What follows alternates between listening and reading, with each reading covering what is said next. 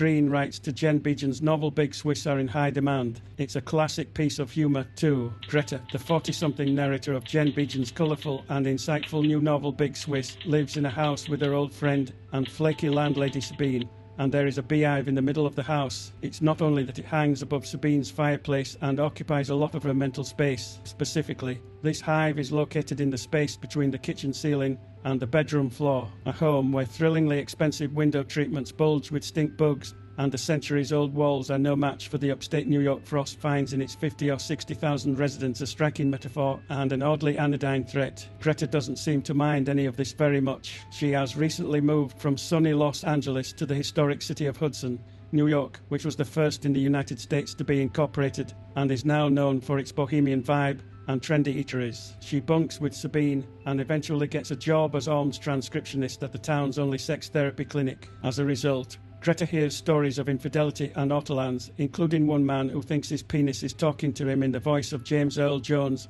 and another who is afraid his foreskin is growing back. Greta fantasizes about the people she will be able to recognize from the records as she lounges around Hudson with her terrier, Pion. We quickly learn that she has no qualms about sharing rumors and innuendo. She enjoys being titillated and would enjoy it even more if it happened in person rather than solely through her headphones. While maintaining her attention on Greta's growing temperature, Beagin expands her perspective to include this ensemble of locals and upstate parvenus. Greta's ears perk up in longing as she listens to a woman with a German accent telling about a horrible attack she endured. She eventually learns that the voice belongs to Flavia, a tall, stunning new neighbor, and begins to refer to her as Big Swiss. Subtly, the author shifts focus between Greta and her new flame Flavia, whose voice Greta describes as sweet enough to suck on, to sleep within your mouth, and whose voice Flavia describes as like a razor to It sounds like I'm ordering a murder every time I go to the bakery and pick up some pastries. Contrasts like these make us question if Flavia is a deity or merely a convenient distraction. Is Greta really in an alternative paradise with her exotic boyfriend Hudson, or is she just trying to escape her past? After meeting at a dog park, Greta and Flavia begin a passionate romance that is marred by multiple obstacles, including Flavia's marriage and Greta's secret identity. It's possible that Susan Choi or Odessa Moshfegh would make this novel more sincere or off-putting, but in Beagin's hands, it stays clean and pillowy like one of Flavia's expensive duvets. Greta is dishonest with her lover, who is then dishonest with her husband, and so on and so forth, all of which constitutes a violation of patient confidentiality. Whether it be in her personal or professional life, or her outlook on life in general, she has no contingency plan. Flavia, though, adores Greta and everyone else she knows because they are the type to leap off the hamster wheels of society and shoot for happiness wherever they can find it, whether it with a terrier, an unusual curiosity, or sex so wild that, as Flavia puts it, you look like you're mutating.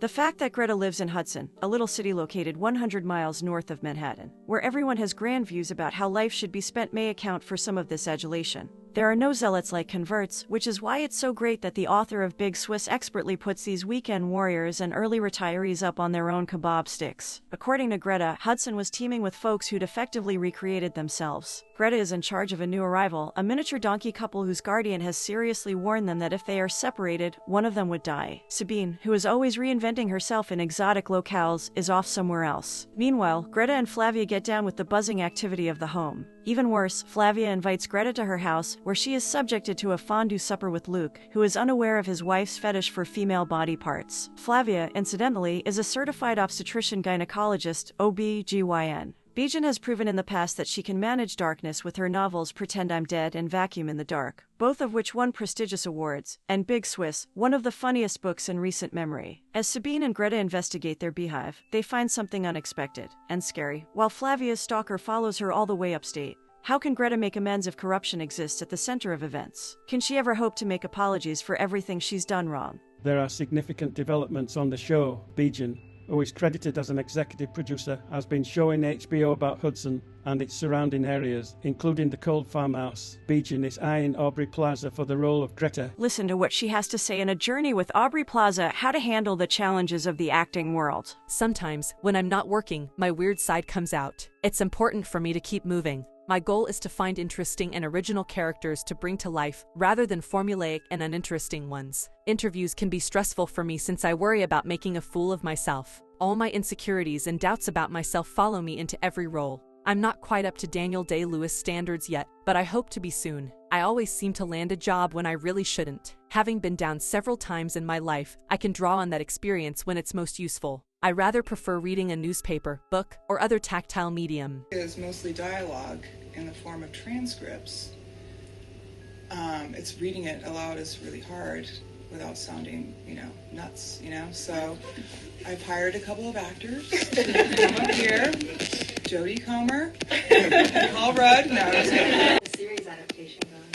It's going good. I mean, it's moving forward. To work with Jodie.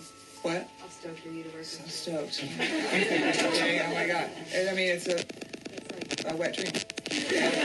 And she can do anything, So I'm so excited. It's still in the beginning, it's still being developed, but it seems to be moving forward. So, yeah. So in a couple years, see it, Yeah. Since you said that your work's very dialogue-driven, would you say that adapting the novel is going to be the original writing? Not adapting it. Yeah, they hired someone to do that. Someone great. Her name's Kaylee Llewellyn, and she's Welsh, and she's terrific. So yeah, she's adapting it. Jen Beagin talks about working with Jodie Comer. So stoked. I mean, OMG, you know what I mean. It's a wet dream. She can do anything. I'm so excited. Also, the series is moving forward, so yay. The sound is horrendous, but Jen Beagin just spoke about how she wants Aubrey Plaza to play Greta. When asked who should play Greta, she said, I think Aubrey Plaza should play Greta, but I haven't told Aubrey that because I don't know her. It's what the people want. On working with Jodie Comer, it's a wet dream. She can do anything. I'm so excited. On adaptation, still in development but moving forward couple of years, and it'll be there. A horny rom-com about two disembodied persons that help each other become embodied. I think I put everything in there. Yeah. I mean, I think there was a little more, trauma in the way. It is a book about trauma. And I think it was a little more trauma-heavy initially. We took some of that out just because it was just maybe too serious or sad. Or, I don't know, it kind of tips over if there's too much emotional weight. So, yeah, for me, it's about keeping the balance between comedy and... I wanted to write a horny rom-com, basically, with some serious aspects to it, So yeah. You're late. A consistent douche. Meine Mutter hat eingeschafft in München. Helicopters to the Hamptons and being friends with Jeff Bezos. I mean, look, it's so touchy-feely, right? Do you notice that? Ich kann Ihnen Galateas geben. Why are we even friends with him? When do I ever make things awkward? Take off your clothes. Now I am going to hide and you are going to find me.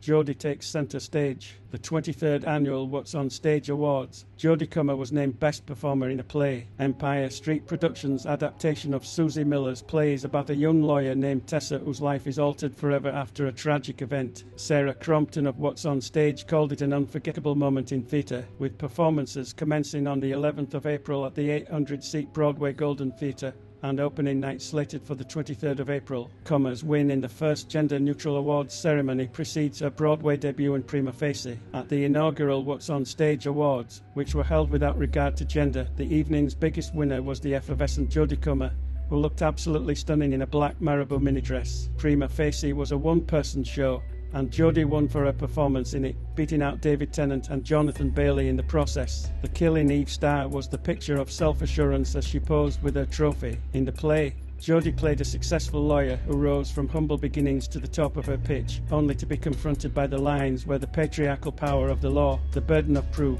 and morals split. The Washington Post big names fuel high hopes for the spring theatre scene. Prima Facie on Broadway. Jodie Comer is fast becoming a household name, courtesy of streaming critical hits such as Killing Eve and Help.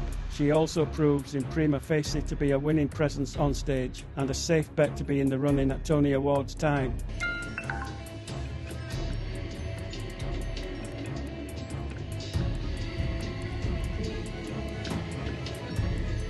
I can't stop thinking about you.